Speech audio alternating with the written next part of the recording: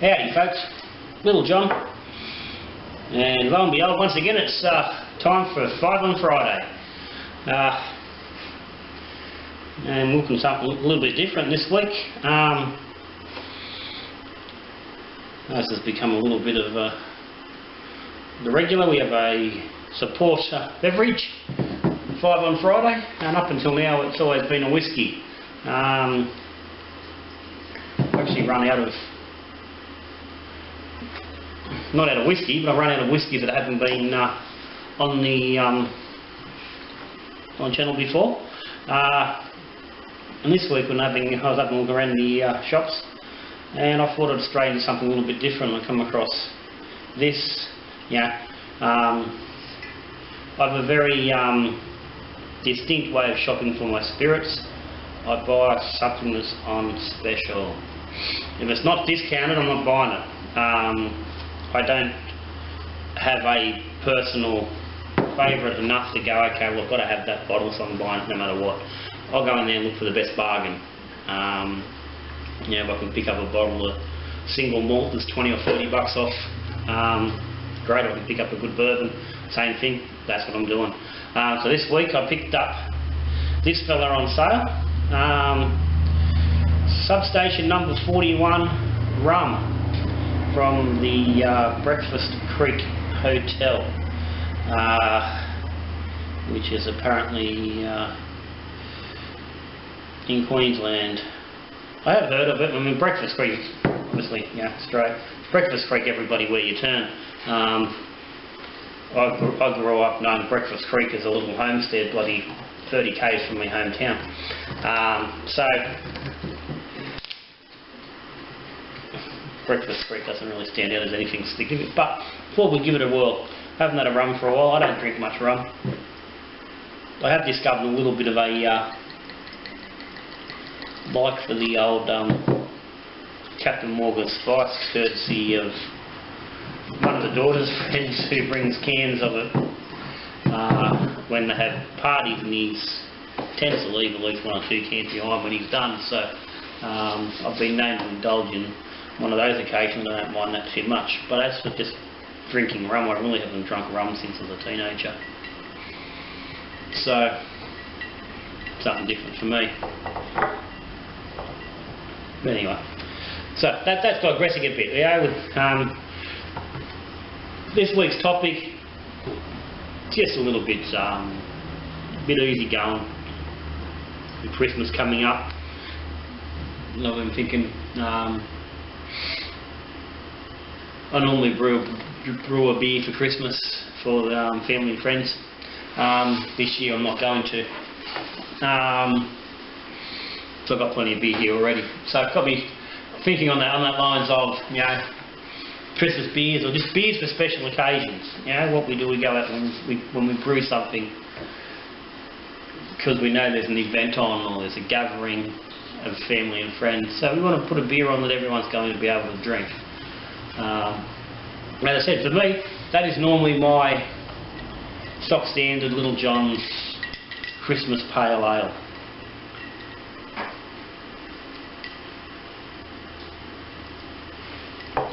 Which is just a stock standard, not stock standard, but it's just basically an Aussie Pale Ale. I've done it on the channel.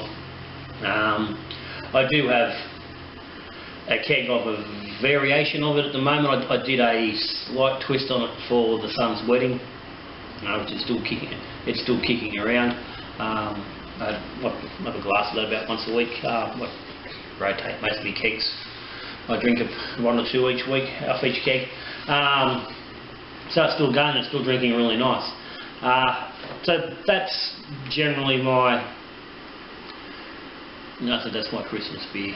I brewed a couple of extract and simple lagers for the folks for the wedding. So thinking about these sort of things, and this is what what we do. And generally speaking, a lot as brewers, we aren't really brewing those simple beers, the non-offensive, rather plain, unadventurous sort of beers. that the average beer drinker, the mega school drinker, or the non-craft beer drinker is going to be able to drink. We don't always have those sort of things just sitting on tap or in bottles. It's quite often not the sort of beers we're brewing.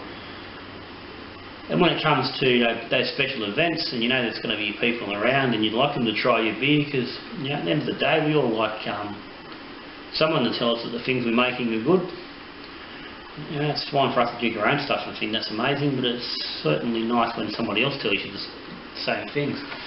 Or at least just being able to share with family and friends. And quite often these people, they walk in and you go, want a home brew? They even say you want a beer. They're not real keen on trying a home brew. Or even if they are keen to have a bit of a go. You pull someone off of a high 40 IBU, bloody dry hopped, American style pale ale, and you're gonna freak the shit out of a lot of people. I'm talking your normal drinkers, the guys that the uncles and brothers and cousins that have been drinking VB and bloody Tooheys New Carlton, and now they've progressed onto such bloody wonderful stuff as Iron Jack or bloody Great Northern. You hand them this beer that's full of bloody citrusy hops and smells of tangerine and pine trees, and you've lost them, and I don't want any more of the home brew. Look, let me just keep drinking my Coronas that I bought, because they were cheap and they were a good buy. Everyone likes Corona. I'm going to keep drinking them. You can have your home brew. So we have to sort of, quite often as brewers, reel ourselves in and think about, okay, there's other people going to be drinking this beer. What do I brew for them? And that can be a challenge, because quite often, like I said, we try to avoid brewing those sort of things. It's the last, quite often it's the last thing that we want to do as brewers, is brew that sort of beer.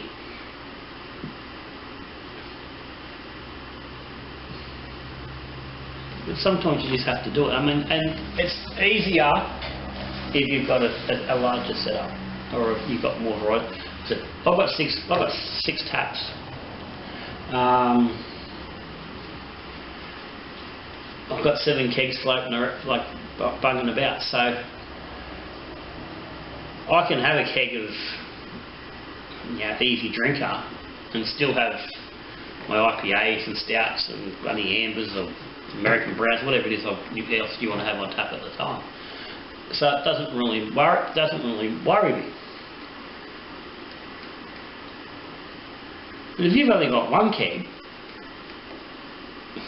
2 kegs, or your bottle, and you've only got a limited amount of room that you can store things in and keep things conditioned right and cold, then brewing a whole batch of that simple beer can be a pretty big commitment and can tie up a lot of resources. And to some degree, can even send some brewers to the point of having to go to the shops and buy their own beer.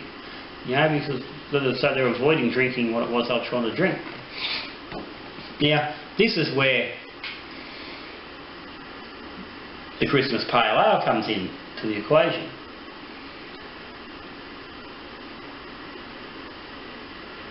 You need to find that simple, easy, non-offensive beer that has enough flavour that as a brewer will keep you interested and you'll happily drink it, but not enough to scare people off. Nothing wrong with someone taking a drink of of your pale ale,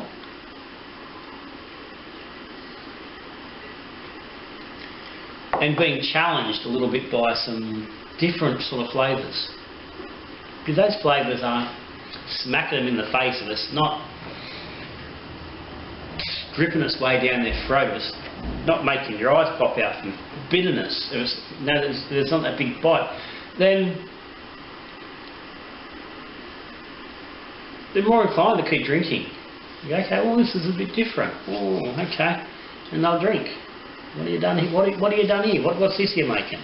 You know, and you give them enough scope for them to work into that beer, and the chance then to learn a little bit,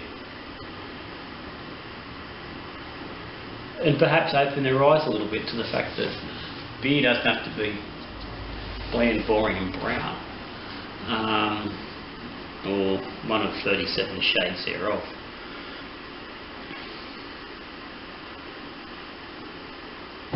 Case in point, on tap at the moment again, running over from the son's wedding. I did the extract lager, which was done with lemon naughty. You know, that's that perfect sort of beer, that slightly crossover beer, because it smells and feels, and for the most part tastes like something they're used to having at the pub. But it's just got that little bit extra from that entices a little bit of interest. So Uncle Stan, who has bought along his 6-pack of generic bloody Cricketer's Arms bloody lager. Give him something simple that's got just a little bit more interest in it. And you'll soon find him going, oh, that's not too bad. And before you know it, he's had 1, and he's had 2, and he's had 3. And before you know, you've turned Uncle Stan into a fridge pirate. That's right, he's spent all night drinking your home brew, and he's gone home and he's left his 4 bottles, whatever's left, of his crap bloody lager in your fridge. This is a discussion I've had previously, the fridge pirate, several times, and everyone knows them. And this is how it happens. Part of the way it happens. As much as you don't want fridge pirates, fridge pirates always says you've produced a beer that's crossed over. So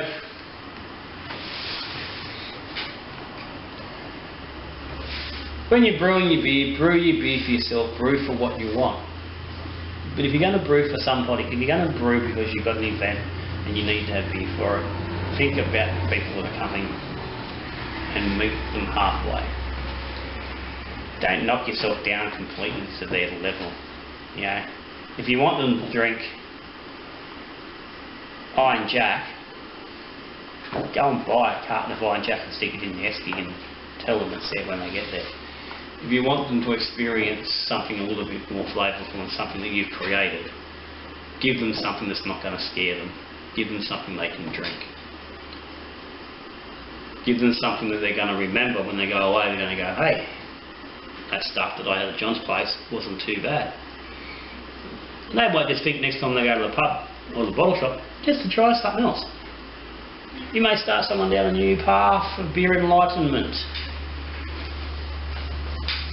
You also may do nothing at all and they may just go home and continue drinking their shit, which is more likely what's going to happen. But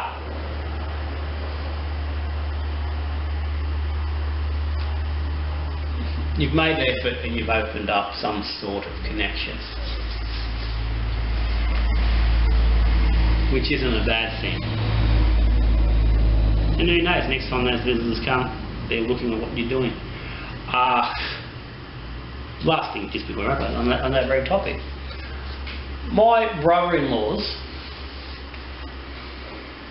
for a long time, flat out, blankly refused to try the home brew. Not drinking home brew is shit. Want a home brew? No, don't want a home brew. Maybe later, when I'm drunk and I can't taste it, basically was the sort of answer. So, no, fuck you, you're not getting any of that. A couple of years back, I'm trying to think, about 4 years ago, we had Christmas here at the house. First time we'd had Christmas here. First time Christmas in my wife's family had been taken outside of the parents' house. So all the families here. So they've all turned up with their beer, of course. Corona, and I seem to recall the brother-in-law, the oldest brother-in-law, had turned up with a couple of the Tap King kegs were out at the time, a couple of Tap King kegs of, I think it was 150 lashes. Someone had actually given them to him for his birthday, which had been like a month, 6 weeks earlier. So he brought them up thinking he was a bit special.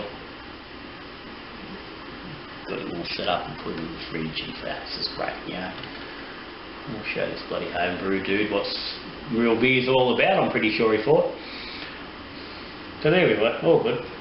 Christmas Eve, he's out the back here, he's cooking the barbecue. Says to him, you want a beer? Oh yeah, grab me your beer. Now I'm pretty sure he meant grabbing one of his 150 lashes off the Tap King in the fridge. But no, I poured him a glass of the Christmas Pale Ale off the keg.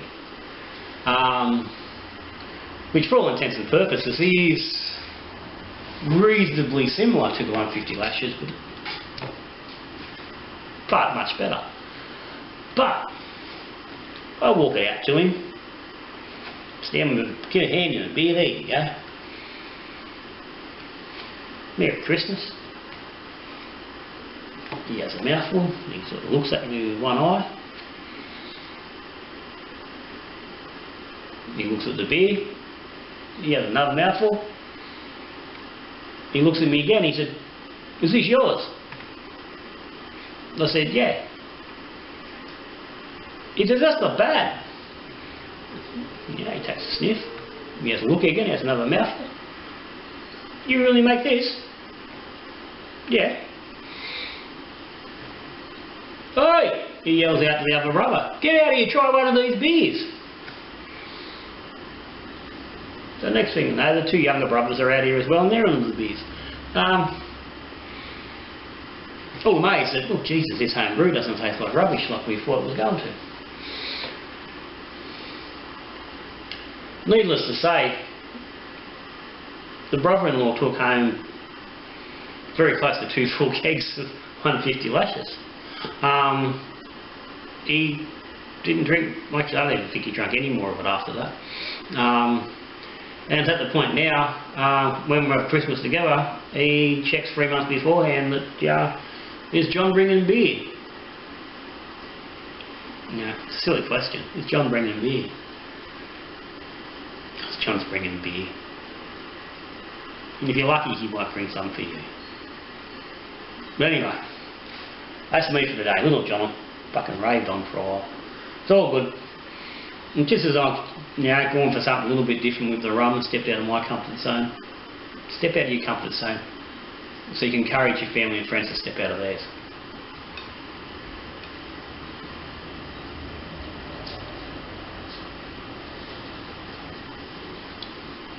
But most of all, if your family and friends don't want to try your home brew, they don't like your home brew, don't worry about it. Doesn't matter. They don't have to like it. You don't need to make a living off making it. You just need to like it. It's just nice if other people can sit down and enjoy it with you. So that's me, Little John for the day. A little bit of Little John philosophy. Anyway. Until I see you next week, we're talking beer, we're brewing beer, we're drinking beer. Good brewing.